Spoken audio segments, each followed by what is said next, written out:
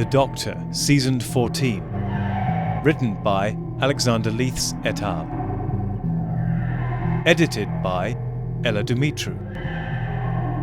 Narrated by Alexander Leiths. With additional voices by Ella Dumitru and Old Media Guy.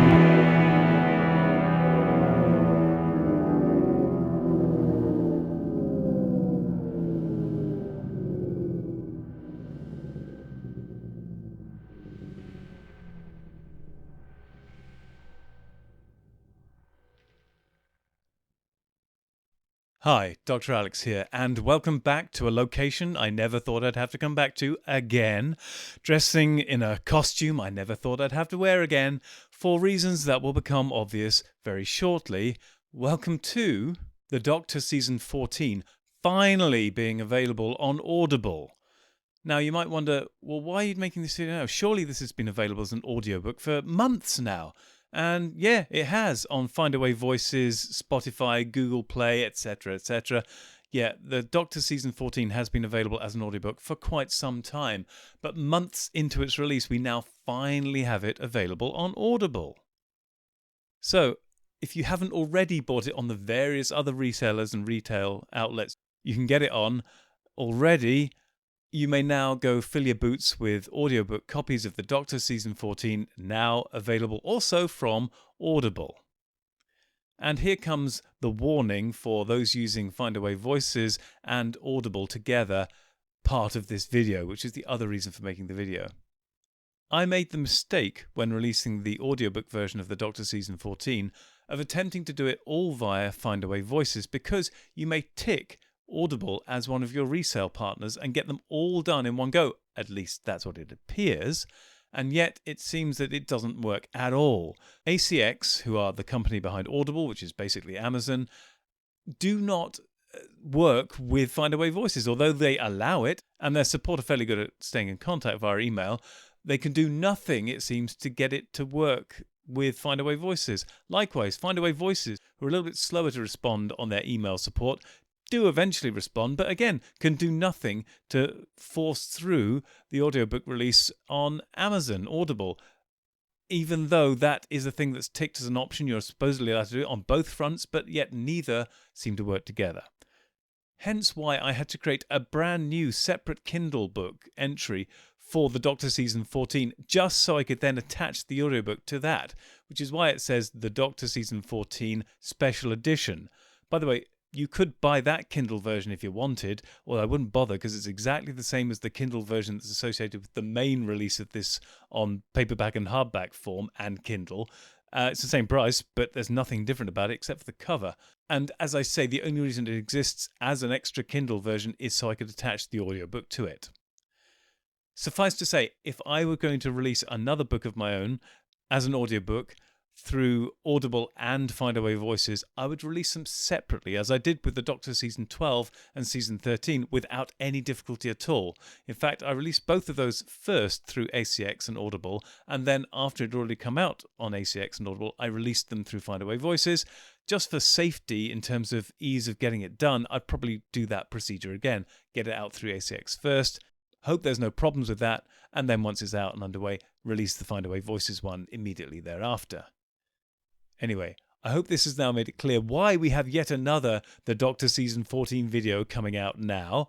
And if you have not already bought the audiobook, I would suggest you now go out and find the audiobook. Oh God, it's an invasion of the cat. You've just ruined the entire video. I think I might just leave you in now. There'll be a cat chopped off at either end where the blue screen runs out.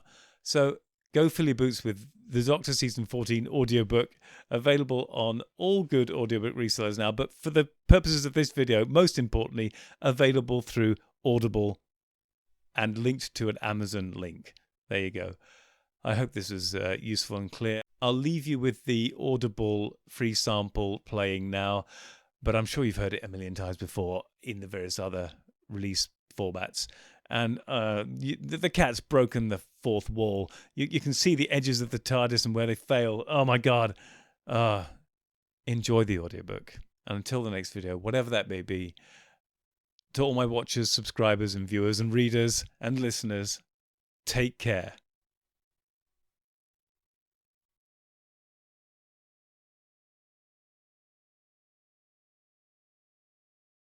This is Audible. The Doctor, Season 14. Written by Alexander Leiths et al. Edited by Ella Dumitru. Narrated by Alexander Leiths. With additional voices by Ella Dumitru and Old Media Guy.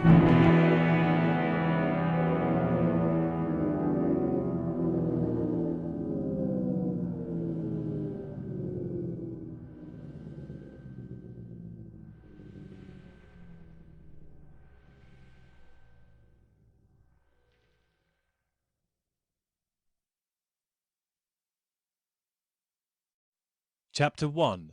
The Definite Article, Part 1, by Alexander Leiths.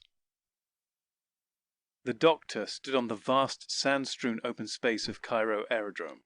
Cairo was one of the inner worlds of the habitable planets in the Upsilon Orionis system, at least spatially speaking. In terms of power and influence, political, industrial and military, the planet Albia currently occupied the center of this star system. The most obvious reminder of this domination was the imposing cylinder of the A-36 airship floating overhead, a commercial spaceship of the Albion Imperial Space Service. Its nose was tethered to a mooring mast which contained a lift providing access to the ship itself. At the other end of this vessel, its vast tail fins sported the concentric blue, white and red circles of Albia, the powerhouse of this region of space. Due to accidents of this system's chemistry, possibly influenced by historical contact with higher dimensions, the Albion or Cairoan civilization had an unusually low level of technology for a spacefaring race. Through further historical accidents, the system and its people had also been unduly influenced by Earth culture and history, even though no human had ever set foot on these worlds. The combined result of this compounded serendipity was a culture with the aesthetics and technology roughly similar to that of the first half of the 20th century on Earth.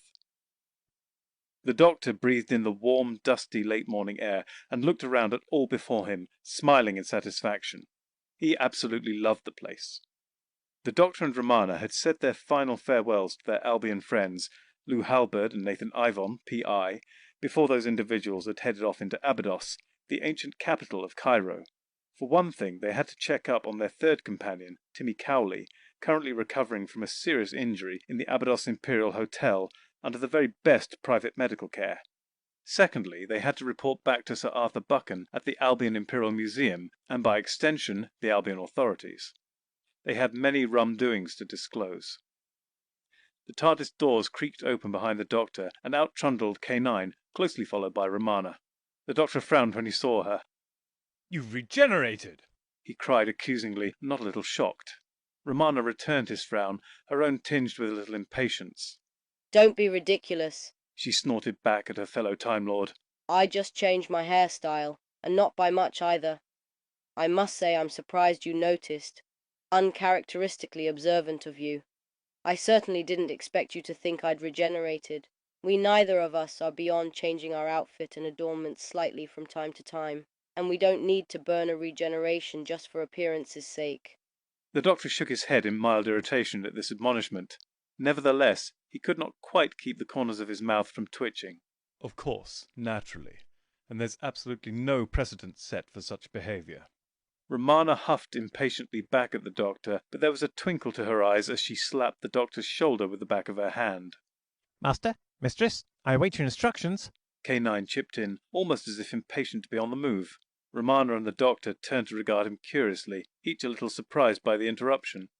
"K9!" the Doctor exclaimed happily. "What's the matter, boy? Do you need a walk?" K9 whirred and chattered for a moment. "Master, I merely wonder where our next destination would be, and whether my services would be required." The Doctor smiled indulgently at the robot dog. "Oh, K9, I'm not sure what special tasks our next destination may have in store for you, but isn't that always the way?" "Affirmative, Master," K9 interjected, a little quickly. The Doctor frowned at what had sounded almost like a criticism before brushing it aside and continuing. As to the nature of that location in space and time, I do have an idea, but I would like to hear Romana's opinion first.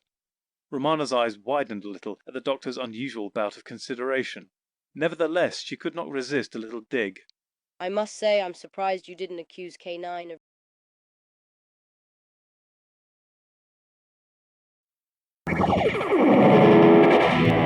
The End. The Doctor, Season 14. Written by Alexander Leiths et al.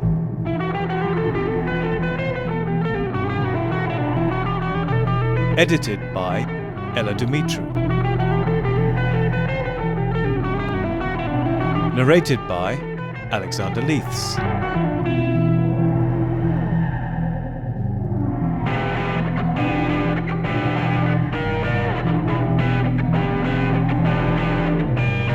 With additional voices by Ella Dumitru and Old Media Guy.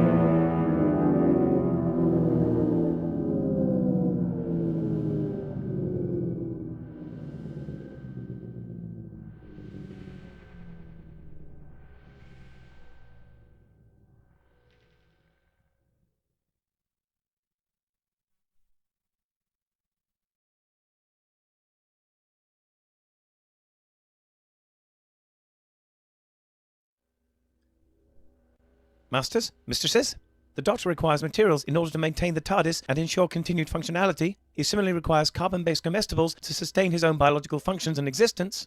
Master would never say this, but he requires aid beyond that supplied by this unit in order to acquire these. To aid the Doctor in his various tasks and creations, this can be most effectively achieved via Patreon or Substack subscriptions, or through donations directly to PayPal. Or if you desire physical goods in return for your contributions, written accounts of my travels with the Doctor are also available on Amazon. Links are in the description below. Thank you, masters, mistresses.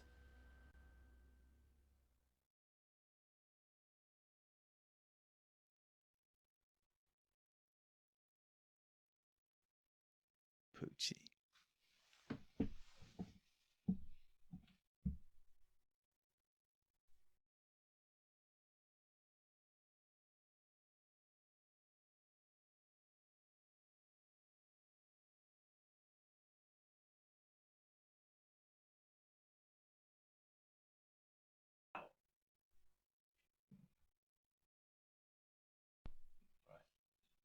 I'm sorry, baby.